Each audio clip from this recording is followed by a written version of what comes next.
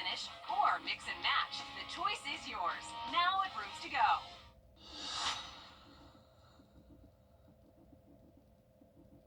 At Parker's Kitchen, we go big, like our huge, crunchy, juicy, never frozen chicken tenders with an extra large serving of Parker's signature sauce. At Parker's Kitchen. Live from Augusta. Breaking news.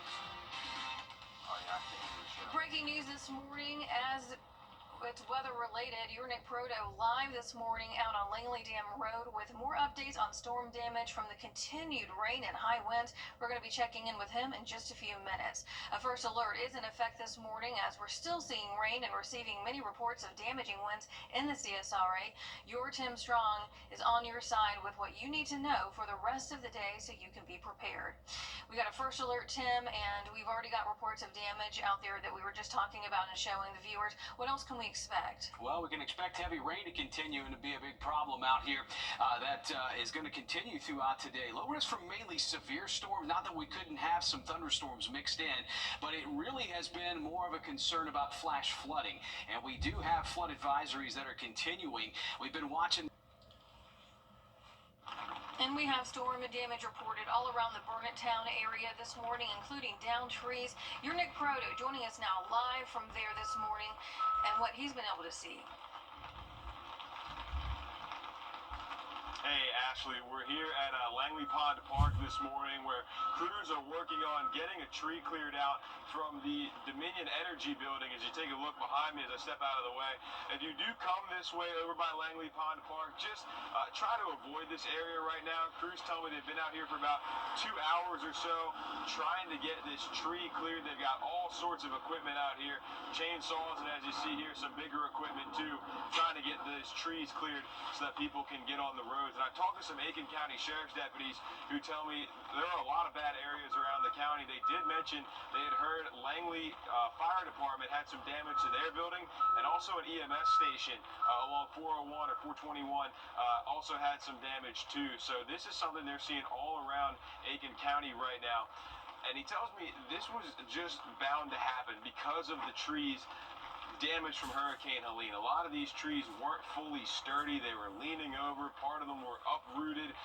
And so this was kind of bound to happen because of what we saw back in September. So right now, again, try to avoid the area around Langley Pond Park and some other hard-hit areas so these crews can get out here and continue to work. This has been going on for about 2 hours right now, and as you can see and as you can hear, the rain is still coming down pretty steadily out here. So with it being dark, just try to avoid this area so crews can work safely to try to get all this stuff cleaned up. But he says they've been cutting through this like butter. So it has been 2 hours, probably still a little ways to go, but some of the bigger pieces have been cut down, and now it looks like they're trying to just move them out of the way with this front loader here. So making some good progress out in this area as they try to mitigate some of this damage going on across the county, Ashley.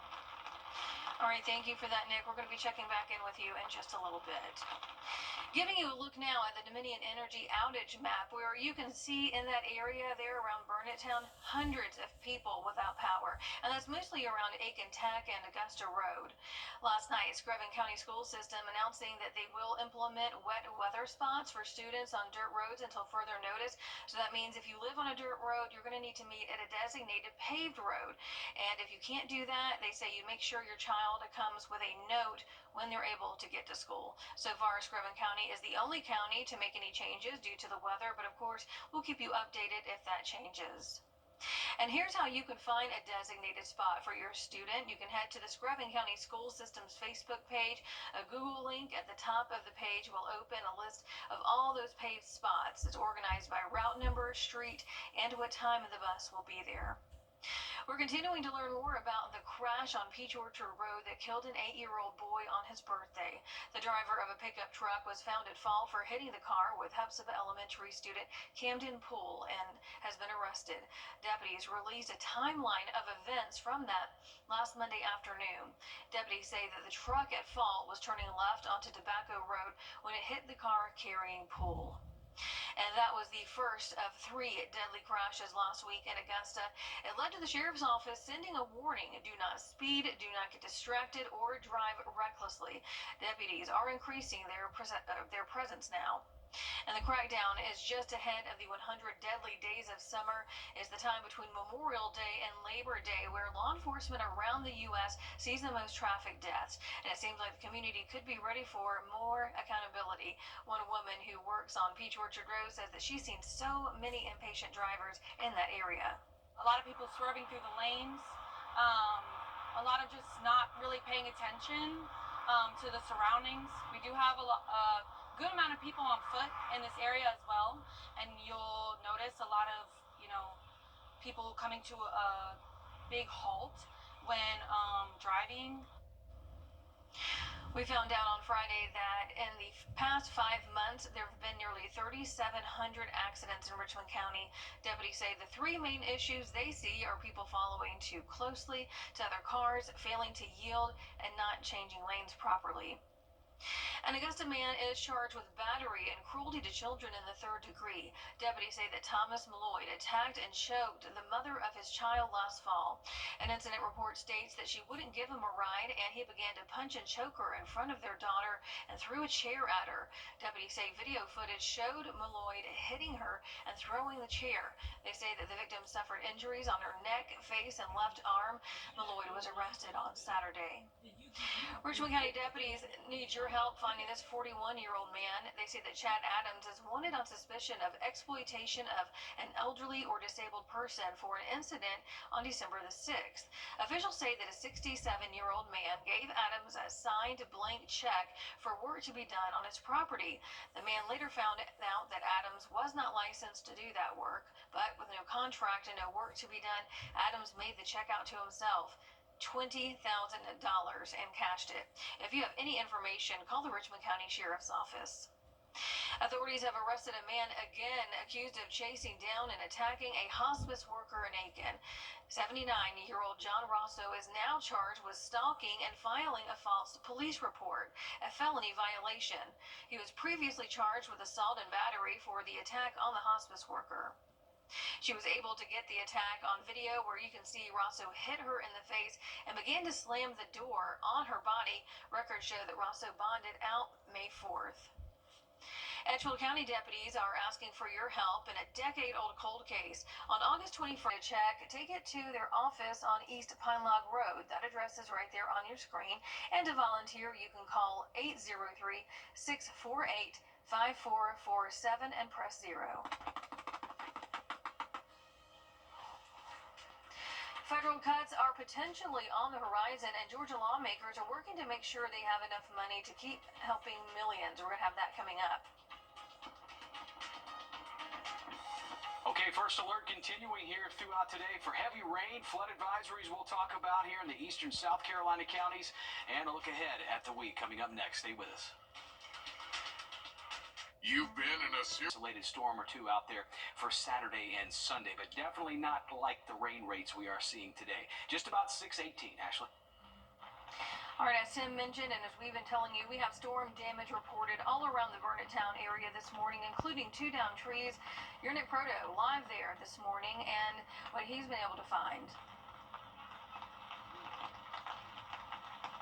Yeah, Ashley, crews are just finishing up here at Langley Pond Park. If I step out of the way, you can see them just getting their last little bits picked up here. Now, this road right outside Dominion Energy, this was all blocked off by a tree. Crews were out here for about 2.5 hours.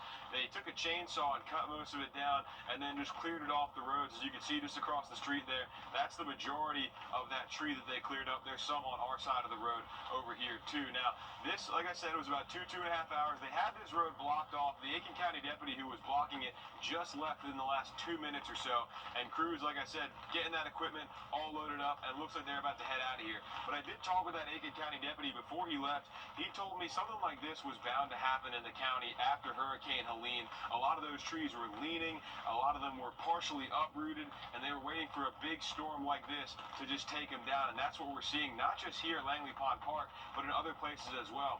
He told me the Langley Fire Department had some damage, as well as one of the EMS stations in the county too. They couldn't even get their trucks out. So this isn't something that's just in this area. It's really all around, and as it's starting to get a little bit lighter out here, we'll see some more reports of damages around the county. Now, some people have been asking, was this a tornado?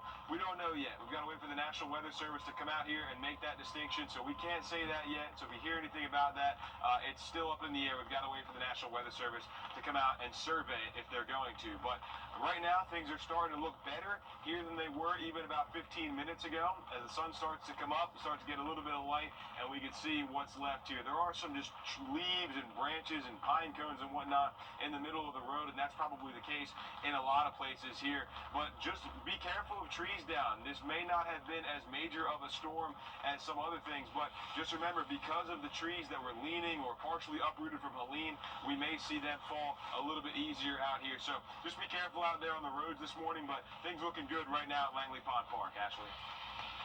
All right, thanks for that, Nick. We're going to be checking back with you in just a little bit. As Congress considers cuts to federal programs, Georgia lawmakers worry that they'll be left without enough to run programs that serve millions. Your Georgia State House reporter, Abby Soros, explains. Congress ready to turn off the spigot of federal funds flowing into Georgia. Georgia Governor Brian Kemp signing the state's budget today. $37 billion with some modest increases. Still not enough to plug the holes left by federal funding cuts. The fiscal year 2026 budget includes more money for students in poor communities, funding improvements for state prisons, and keeping up with the demand of Medicaid, which covers 2 million Georgians. With $257 million additional dollars in support for Medicaid and Peach Care for Kids expense and enrollment growth. Just in case anyone out there continues to try to tell people we are not spending more on Medicaid every single year. All of this happening while Congress considers cutting hundreds of billions of dollars from Medicaid, food assistance through SNAP, and child care and education program Head Start. If the plans that have been announced pass, we're here to discuss what impact that will have. Gathered around a table at Congressman Hank Johnson's office, nonprofits working to feed, teach, and treat Georgians. Last year, we were probably living in the hospital. It seemed, come out for a week, go back in for a few weeks. David Venable says when his son was diagnosed with leukemia, his insurance couldn't keep up. He filed for a Medicaid waiver to help cover the cost of care, while he and his wife kept working to support their family. So many of these things are there for us to help us through this, and don't really know how we would go about being able to provide all these things for them if it wasn't there. Johnson shares those views, hoping his colleagues in Congress he calls privileged millionaires will listen to the concerns of people in the low to middle class. It boils down to ignorance on the part of those who are charged with having the most knowledge. Congress still working on the bill to cut federal funding. It's by no means final. House Speaker Mike Johnson setting a deadline, saying he'd like to see the bill passed by Memorial Day at the end of this month. In Atlanta, I'm Abby Soros. All right, time now for our Take Me Into the middle of the week coming up shortly, 6:33.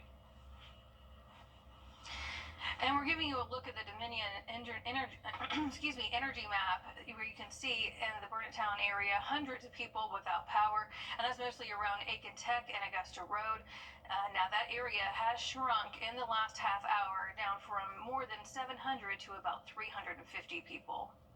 The Screven County School System announcing that they're implementing wet weather stops for students on dirt roads until further notice. So that means if you live on a dirt road, you're going to need to meet at a designated paved road. If you can't do that, make sure that your child comes with a note when they are able to get to school. So far, Screven County is the only county to make any changes because of the weather. Of course, we'll keep you updated if that changes. And here's how you can find a designated spot. You want to head to Screven County Schools Facebook page. A Google link at the top of the page will open a list of all kinds of paved spots for you. It's organized by route number, street, and what time the bus will be there. Richmond County deputies cracking down on dangerous driving after 3 people died in separate traffic accidents in 1 week, including an 8-year-old. The Richmond County Sheriff's Office says it's increasing its traffic enforcement around the county. They'll be on the lookout for speeding, distracted, and reckless driving. So far this year, 14 people have died from traffic accidents. This time last year, they were at 18 deaths. In the past 5 months, nearly 3,700 traffic accidents happened in Richmond County.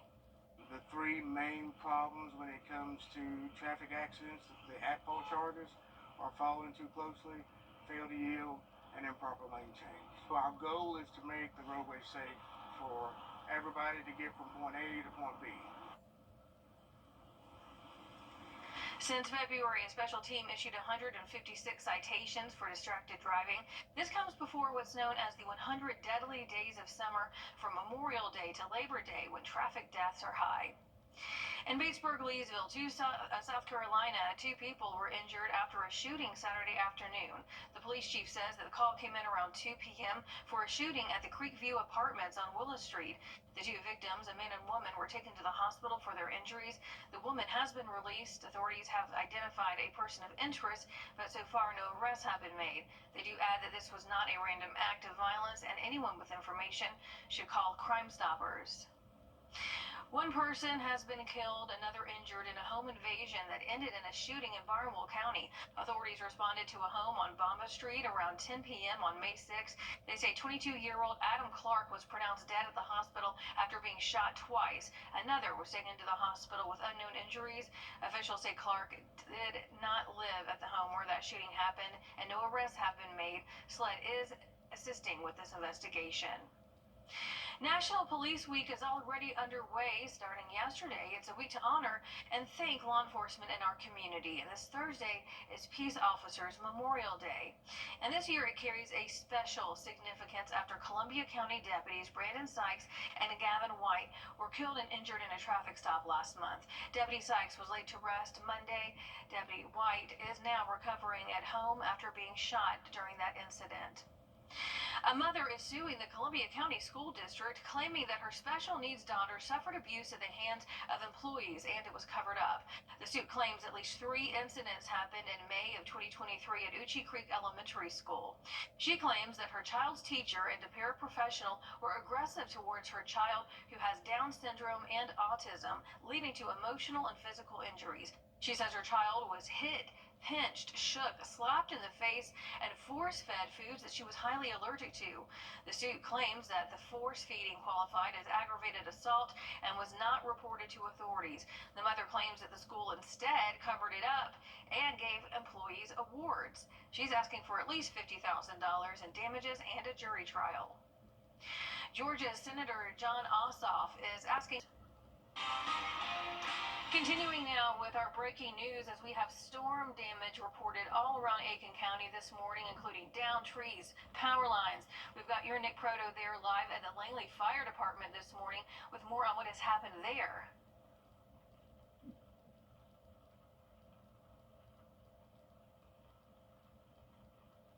Well, we know power has been restored to about 90% of the 3,000 or so people who didn't have it as of an hour ago, but this is one of those areas that is still without power. We're just about a half mile down the road from where we were in the last half hour, and this is a little bit more damage than we saw over there. As I take a look behind me, you can kind of see laying on the ground right here, that's part of the roof, what it looks like from the Langley Fire Department. I haven't been able to get close enough to figure out exactly what it is. They've got this all blocked off, but it does look like part of the roof from that building, and they don't have any power along this street. This is Augusta Road and Piney Heights Road. That traffic light is out up here, and then if you move one down to Old Depot Road, that light is out as well. And as we've talked about when Hurricane Helene was around, if you do see a traffic light not working, treat it as a 4-way stop. You can't even get up to this one at Augusta Road and Piney Heights Road. They've got this blocked off a couple of different ways, but this is the most damage we've seen so far since we've been out in the county.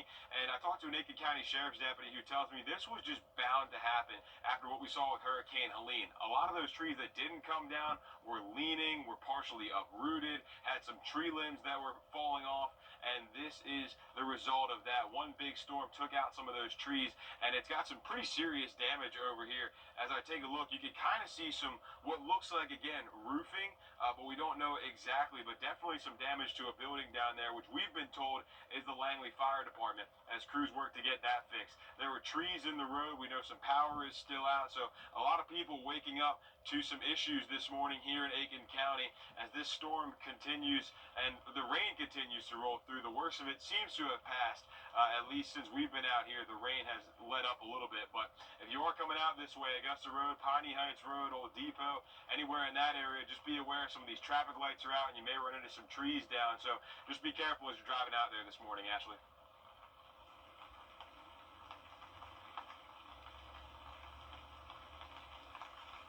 All right, thank you for that, Nick, out there covering all of that storm damage. Of course, we'll check in with you in just a little bit. For half a century, Aiken's Meals on Wheels has helped seniors in need of a meal, but now they need your help. With increases in prices for food and gas and no answer on federal funding, Aiken Senior Life Services needs to fill a hole of $150,000. Now, officials there say at the end of February, they ran out of money, but thanks to a grant from the CSRA Community Foundation, they were able to survive through March and April. Now, they're back to square one. Always looking, always scouring for new grants, new opportunities. In addition to state and federal funding, we also have charitable donations that come in. We have fundraising opportunities. We're always looking for grants, so we're not resting just on state and federal funding. That can always be precarious, hence the situation we're in right now. Recently, they shared a post on Facebook asking for donations from the community, and within just a few days, nearly $15,000 were raised. And here are some ways that you can help out. You can donate to Aiken Senior Life Services online. Either take a picture of that link, or we do have it on our website. Just search Meals on Wheels. You can also donate by check at the address that's right there on your screen. And if you want to volunteer, you can call the number that is there on your screen. All right, still. Oops. Continuing to monitor that radar, continuing to see flood advisories come out from Allendale County all the way up through Aiken County in the Midlands of South Carolina. We'll get you caught up here. First alert continuing for heavy rain coming up next. I woke up in the emergency room. My son contacted Austin Jackson. They took all the pressure off. They said they will handle everything. Free hot dogs.